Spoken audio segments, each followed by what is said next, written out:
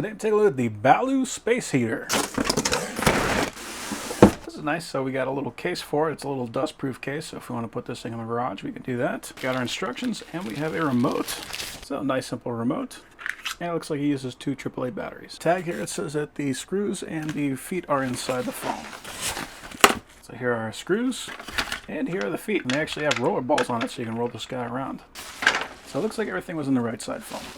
There is the heater. So that is a nice slim unit. So if you want to put this thing up against a wall, you're not going to have to worry about that protruding from the wall. And it actually has hanging hooks on the back. So we can actually hang this thing on the wall like a TV.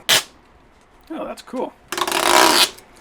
There's a sticker under a sticker. So we got power mode, temperature up and down, and it appears to be that this is going to be in Fahrenheit, which is important. We also have a carrying handle, and it appears it has overheat protection. If you need to reset that, there is a button right there. It says the cable is a 14 AUG, and that is a 2-prong on the end. Looks like the feet are labeled right and left. And for the hardware, we do have some wall mounting screws, and these are going to be our thumb screws that are going to attach our feet. So very nice, we don't have to even use a screwdriver to attach this. I'll take my right foot, put that on the right side, drop in my thumb bolt.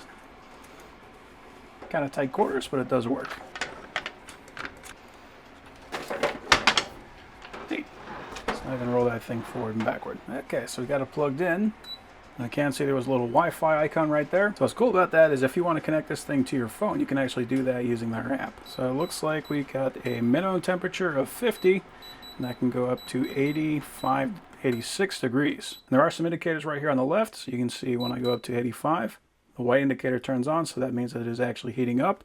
If we go down to 50, that turns off. That means that it is going to maintain that heat. That's going to be very nice if you're looking for efficiency in a heater, which is very important with a space heater these days. That way, if you put this thing in your garage, you're not just going to be constantly heating up that garage. It's just going to go up to the temperature that you set it at, and then it's going to stop. So let's put this at, we'll say 73. And I can already feel some heat coming off of this guy. Now I do not feel a fan on this, so it's not going to be pushing the hot air to me. It's just going to be radiating heat that is going to warm up the outside air. I also do not see that the display is changing. Wow, it's definitely getting hot. So it's not going to tell me what the current temperature is or what it thinks the current temperature is. It's just going to be telling me the temperature that it wants to set itself to. So it is currently 70 degrees in here. Let's see how long it takes for that to get to 73. So while it's doing that, I was reading the instructions. It actually looks like we got a couple of different modes on here. So that's going to be what the mode button is for.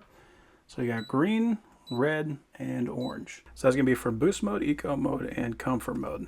Let's get the batteries into the remote. Go to boost. Yeah, so that's red.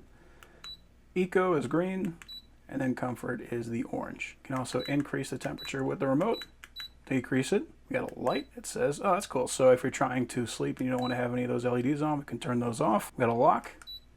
That is for child safety. So that way somebody can't come over here and just set it to 85 degrees. We got a timer.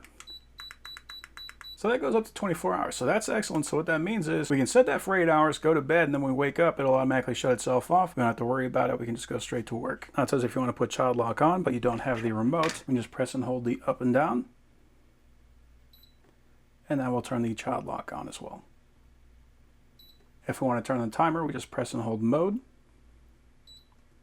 And we can access that from here. If we quickly tap it, we can go between our different modes. I'm just going to leave that on orange. And it says for the different modes, the boost mode, the red one, is going to put in the full 1500 watts. So that's going to use all the power possible in order to heat up this room. So if you're in a very cold environment, you need to heat up quick, you just put that guy in boost. For the comfort mode, that's where you can set it between 50 and 86. Eco mode's can do the same thing, but it's going to save, it says 4 degrees Fahrenheit of energy than comfort mode. And the app they're using for this is called Smart Life, and you're going to have all the same settings right here on your phone. It is definitely starting to feel a lot warmer in this room. Most of these things that I've used, they have a fan in them, and the fan is going to help to recirculate the air to make the room warmer quicker. But there is definitely something to be said for one that doesn't have a fan, because this is completely silent. You do not hear anything from this.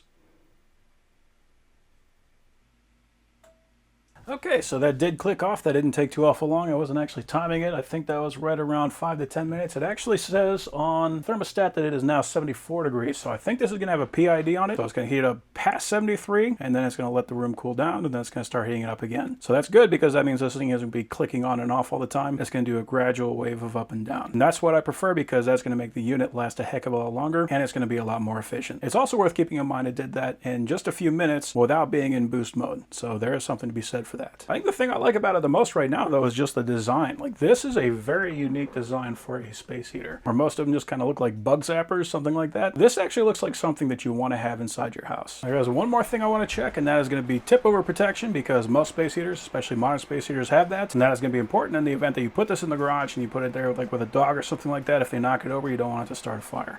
So currently it is on. I'm going to grab it by the handle in the back.